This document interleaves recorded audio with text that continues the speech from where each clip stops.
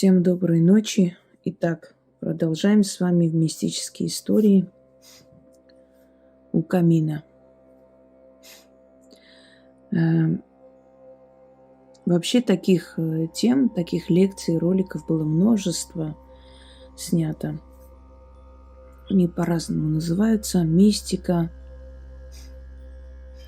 мистические истории, рассказы зрителей. Огромное количество. Я даже не знаю, сколько десятков видеороликов было снято.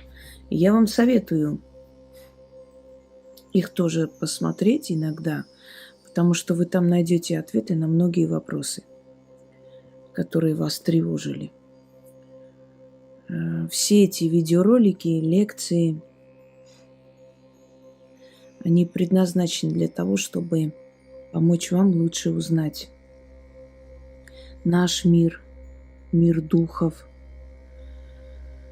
и понимать, в какой ситуации как правильно действовать.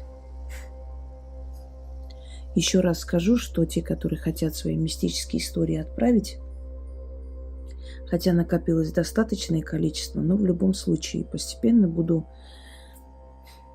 рассказывать, говорить. Истории, может, связанные с потусторонним миром. Правда, мир мертвых мы уже обсудили, прям можно сказать, грубо говоря, до дыр.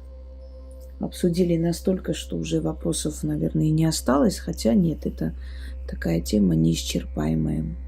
Вопросы всегда